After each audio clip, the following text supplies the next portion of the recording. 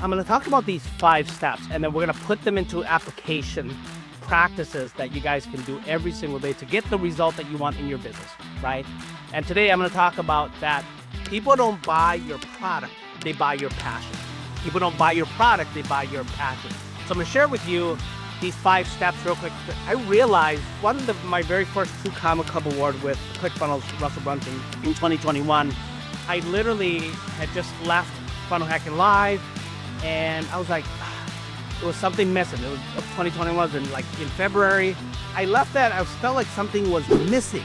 Same thing, right? I was achieving, but I wasn't fulfilled. I'm like, what's going on here?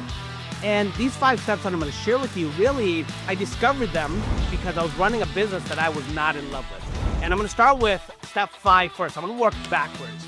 And I'm going to use that business as an example. Even though financially I achieved success, I was not fulfilled. Again, I was finding myself where I was not fulfilled again, right? I was grateful that I was achieving for the, after 2 years of struggles and hit $1 million, but I'm like, there's something missing. What is it? So let's start with step 5 real quick. Step 5 is you got to be in love with how you do it. How you do it is when your clients say yes to you, this is your fulfillment, this is your deliverables. When I run my boot camp, doing our challenges and things like that, anything that we're doing for fulfillment and deliverables, coaching calls, right? Francis, while I was in Asia, I was like in the middle of the night, right? And US time, I'm staying up late it was like, we started the recording at like 2 in the morning Asia time, and went to like 6 or 7 in the morning with her, helping Jeff record his webinar, right? His masterclass. And then we did it an interview style the week after that. She thanked me for that.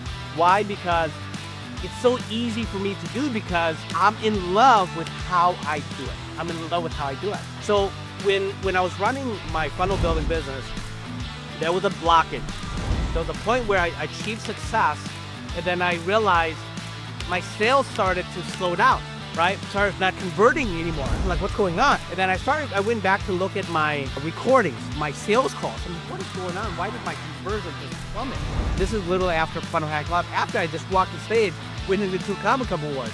And I started watching my recordings of my sales calls, and I started seeing a pattern. When I hopped on the call to learn about people who were on the call before I made them the offer, like who they were, why they were doing it, what they were doing, their business, and all the strategies and tactics that I was giving them there, man, my energy, my passion was through the roof. I loved it. Talking about sales funnels, talking about marketing, talking about their offer, talking about their ideal client, talking about their messaging, right? All of those things, I absolutely loved it. Helping them build their client journey, right? Going from seeing them, knowing them, liking them, wanting them, trusting them to buy, all that stuff I love. But when I made my offer, I saw my energy just fall through the floor. And I'm like, why is that?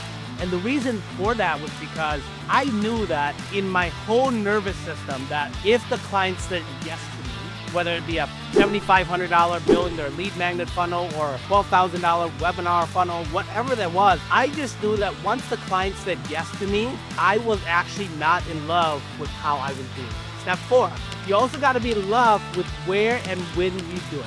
This is your marketing and selling activity. You got to be in love with where and when you do it. So Myron, one of my mentors, he loves his 5-day challenges. He runs his 5-day challenges every single month clockwork. So where does he make his offer? Where does he deliver value? And when does he make his offers? Is he in love with that? Right? Of course he's in love with that. When people show up to his challenge, they can clearly feel that he's in love with running his challenge for 5 days.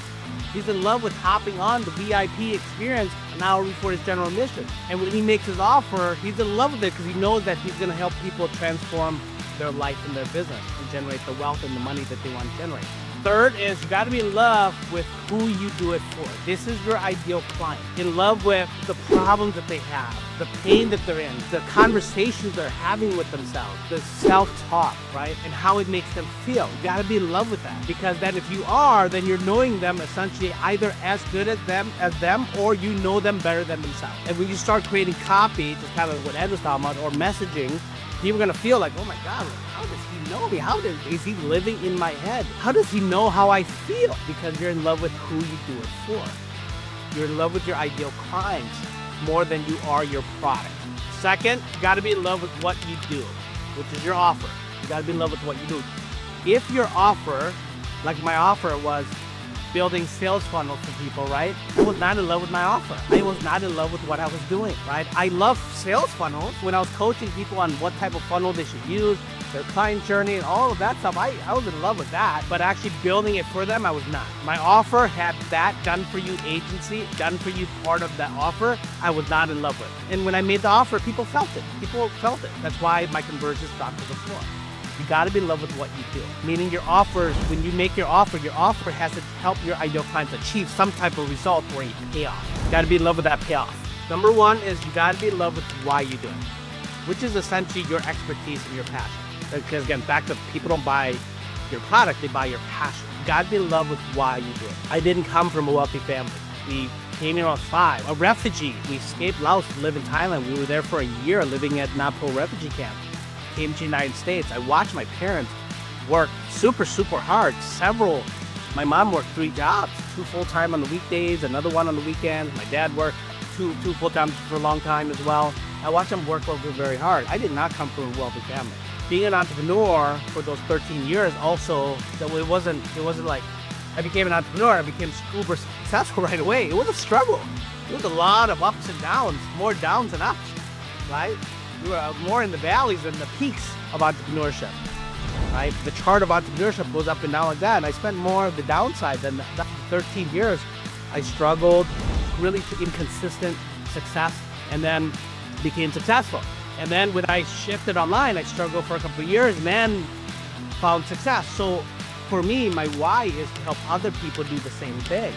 How can I help people avoid mistakes that I made as well as achieve success as fast as I am? To try to help people to see things that, some challenges or pitfalls that I actually faced with. That's why I do what I do.